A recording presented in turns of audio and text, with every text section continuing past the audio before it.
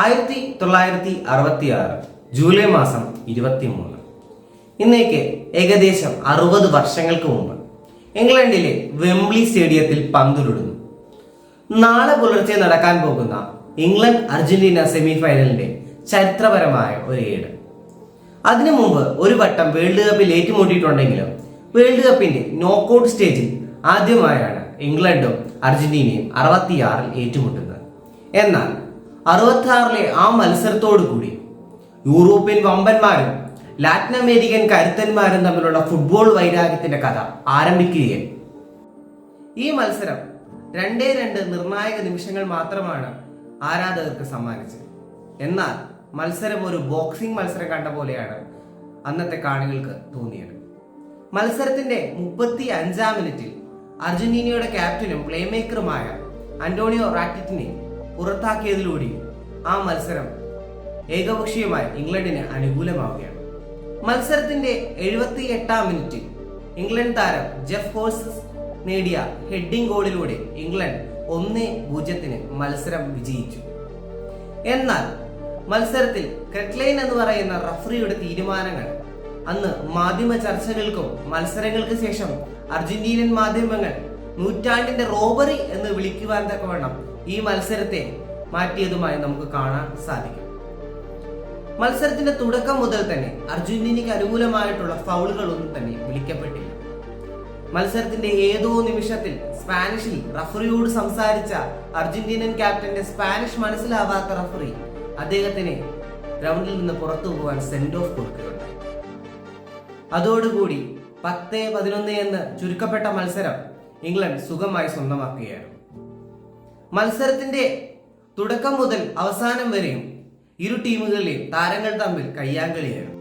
റഫറിയുടെയോ പ്ലേയേഴ്സിന്റെയോ തീരുമാനങ്ങൾക്കപ്പുറം side ലൈനിൽ England side ലൈനിൽ നിന്ന ഇംഗ്ലണ്ടിന്റെ കോച്ചായ അലഫ് റാംസിയുടെ തീരുമാനങ്ങൾ കൂടി മത്സരത്തിൽ വളരെയേറെ ശ്രദ്ധിക്കപ്പെട്ടു. പുറത്താക്കപ്പെട്ട അർജന്റീനിയൻ താരങ്ങളെ മൃഗങ്ങൾ എന്ന് വിളിച്ച് അധിക്ഷേപിച്ച റാംസി തന്റെ ടീം അംഗങ്ങളോട് ഒരിക്കലും അർജന്റീനൻ താരങ്ങൾക്ക് ജേഴ്സി കൈമാറുക പോലും ചെയ്യരുത് എന്ന് അദ്ദേഹം പറഞ്ഞു. മത്സരം അങ്ങോട്ടും ഇങ്ങോട്ടും കൊടുത്തും കൊണ്ടും പോയെങ്കിലും ഇംഗ്ലണ്ട് ജയിച്ചതോടുകൂടി അതൊരു യുദ്ധത്തിന് വഴിവെക്കുക തന്നെയായിരുന്നു. ഫുട്ബോൾ ചരിത്രത്തിലെ ഏറ്റവും വലിയ മോഷണമെന്നും അതിനുശേഷം കൊണ്ടുവന്ന സെമിയിലും ഫൈനലിലും ജയിച്ച് ഇംഗ്ലണ്ടിന് വേണ്ടി നടത്തിയ വേൾഡ് കപ്പ് എന്നും ആ വേൾഡ് കപ്പിനെ അർജന്റീനൻ മാധ്യമങ്ങൾ ചിത്രീകരിക്കുകയുണ്ടായി. ഇന്ന് മെസ്സി വേൾഡ് കപ്പ് പ്രോബ് ചെയ്തു, അല്ലെങ്കിൽ 2022 വേൾഡ് കപ്പ് മെസ്സിക്ക് ഒരു വേൾഡ് കപ്പ് പദ്ധതിയാണെന്ന് പറയുന്ന നവമാധ്യമങ്ങൾ 1966 ഉണ്ടായിരുന്നുവെങ്കിൽ 66 ഈ വേൾഡ് കപ്പിനെ എങ്ങനെയൊക്കെ വിശേഷിപ്പിക്കുമായിരുന്നു. വിശ്വ ഫുട്ബോളിന്റെ വേദിയിൽ പിന്നീട് അർജന്റീനയും ഇംഗ്ലണ്ടും കണ്ടുമുട്ടുന്നത് 1986 മെക്സിക്കൻ വേൾഡ് കപ്പിലാണ്.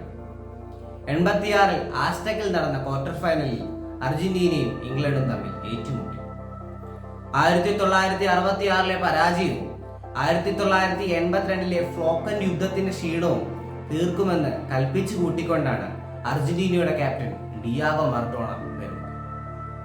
മത്സരത്തിന്റെ തുടക്കം മുതൽ ഒടുക്കം വരെ ആവേശം നിറഞ്ഞ മത്സരം. ആദ്യ ഗോൾ ലോകോത്തരം എന്ന് തന്നെ പറയണം, കാരണം അതിന് പ്രത്യേകതയുണ്ട്. ദൈവത്തിന്റെ കൈ. ഡിയാഗോ മറഡോണയുടെ ഹെഡിന്റെ ഒപ്പം അദ്ദേഹത്തിന്റെ ഒരു കൈ കൂടി അതിൽ പതിഞ്ഞു. റഫറി കണ്ടില്ല, ഗോൾ അനുവദിച്ചു. ഇംഗ്ലീഷ് താരങ്ങൾ എല്ലാവരും ഹാൻഡ് ബോളിന് വേണ്ടി അപ്പീൽ ചെയ്തെങ്കിലും അന്നത് ഗോൾ അനുവദിക്കുകയായിരുന്നു. 1-0 അർജന്റീന ലീഡ് ചെയ്തു. രണ്ടാമത്തെ ഗോൾ അതിലും അപ്പുറം ലോകോത്തരമായി. കാരണം ആ നൂറ്റാണ്ടിലെ ഏറ്റവും മികച്ച ഗോൾ എന്ന് തെരഞ്ഞെടുക്കപ്പെട്ട ആ ഗോൾ മിഡ്ഫീൽഡിൽ നിന്ന് തുടങ്ങിയ ഒരു അറ്റാക്കിന് ഡിയാഗോ മറഡോണ ഇംഗ്ലണ്ട് ഡിഫൻസിനെ മുഴുവൻ നാണം കെടുത്തിക്കൊണ്ട് ഗോൾ കീപ്പറെ വെറും നോക്കുകുത്തിയാക്കിക്കൊണ്ട് ആ ഇംഗ്ലണ്ട് പോസ്റ്റിലേക്ക് നിറയൊഴിച്ചു. എന്നാൽ മത്സരത്തിന്റെ അവസാന നിമിഷങ്ങളിൽ ഇംഗ്ലണ്ട് ഒരു ഗോൾ മടക്കിയെങ്കിലും 1-നെതിരെ 2 ഗോളുകൾക്ക് അർജന്റീന വിജയിച്ചു. ഈ വിജയത്തോടു കൂടി 66 പ്രതികാരവും 82 ഫ്ലോക്കൻ യുദ്ധത്തിന്റെ ക്ഷീണവും അർജന്റീന തീർക്കുകയുണ്ടായി. എന്നാൽ മത്സരശേഷം 66 എന്ന പോലെ തന്നെ മാധ്യമങ്ങൾ 2 ഗോളുകളും ചർച്ച ചെയ്തു. ഒന്ന് മികച്ച ഗോൾ എന്ന നിലയിലും മറ്റൊന്ന് ദൈവത്തിന്റെ കൈ എന്ന് വിശേഷിപ്പിച്ചെങ്കിലും ഫുട്ബോളിന്റെ ചതി എന്ന് തന്നെ പലരും അതിനെ വിശേഷിപ്പിച്ചു. കൈകൊണ്ട് തട്ടിയിട്ട് അദ്ദേഹം നേടിയ ഗോളിനെ ഇന്നും 2 പുറം നമുക്ക് കാണാൻ സാധിക്കും.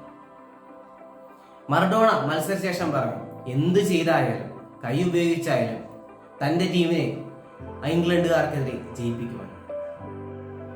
66 പരാജയത്തിന് 86 മറഡോണയിലൂടെ പകരം വീട്ടിയ അർജന്റീനയും ഇംഗ്ലണ്ടും തമ്മിൽ വേൾഡ് കപ്പിന്റെ നോക്കൌട്ടിൽ പിന്നീട് കണ്ടുമുട്ടുന്നത് 1998 ഫ്രാൻസ് വേൾഡ് കപ്പിലാണ്. ഫ്രാൻസിലെ സെയിന്റ് എഗ്നയിൽ നടന്ന ആ റൗണ്ട് ഓഫ് 16 മത്സരത്തിൽ അർജന്റീന ഇംഗ്ലണ്ടിനെ പെനാൽറ്റി ഷൂട്ടൌട്ടിലാണ് പരാജയപ്പെടുത്തിയത്. എന്നാൽ വളരെയധികം നാടകീയ മുഹൂർത്തങ്ങൾ കണ്ട മത്സരത്തിന്റെ 47-ാം മിനിറ്റിൽ അർജന്റീന ക്യാപ്റ്റൻ ഡിയാഗോ സിമിയോണി ഇംഗ്ലണ്ടിന്റെ ഡേവിഡ് ബെക്കാമിനെ ഫൗൾ ചെയ്ത് നിലത്ത് വീണ് കിടക്കുന്ന ബെക്കാമിന്റെ മുഖത്ത് സിമിയോണി കൈവിരലുകൾ കൊണ്ട് താഴുന്നു. പ്രകോപിതനായ ബെക്കാം തന്റെ കാലുകൊണ്ട് സിമിയോണിയെ ചവിട്ടുകയും റെഡ് കാർഡ് കണ്ട് പുറത്താവുകയും ചെയ്തു. ഇംഗ്ലണ്ടിന്റെ യുവതാരം മൈക്കിളോവിന്റെ വണ്ടർ ഗോൾ കണ്ട മത്സരത്തിൽ 2-2 അധിക സമയത്തും സമനില തുടർന്നതിനെ തുടർന്ന് മത്സരം പെനാൽറ്റിയിൽ അർജന്റീന 4-3 ജയിക്കും. എന്നാൽ പിന്നീട് ഇംഗ്ലീഷ് മാധ്യമങ്ങൾ ബെക്കാമിനെ ചുവപ്പ് കാർഡിന്റെ പേരിൽ കളിയാക്കുകയും ഗ്രൗണ്ടിലെ മോശം പെരുമാറ്റത്തിന് അധിക്ഷേപിക്കുകയും ചെയ്തു. അതിനുശേഷം 2002 വേൾഡ് കപ്പിന്റെ ഗ്രൂപ്പ് ഘട്ടത്തിലാണ് അർജന്റീനയും ഇംഗ്ലണ്ടും നേർക്കുനേർ വരുന്നത്. അർജന്റീനക്കാർ ഒരിക്കലും ഓർമ്മിക്കാൻ ആഗ്രഹിക്കാത്തൊരു ദിവസം. ബെക്കാമിന് ലഭിച്ച പെനാൽറ്റി വലയിലെത്തിച്ച് ബെക്കാം എതിരില്ലാത്ത ഒരു ഗോളിന് അർജന്റീനയെ പരാജയപ്പെടുത്തുകയും 98-ലെ തന്റെ നാണക്കേട് മറികടക്കുകയും ചെയ്തു. എന്നാൽ പരാജയത്തോടെ അർജന്റീന ലോകകപ്പിൽ നിന്ന് തന്നെ പുറത്തായി.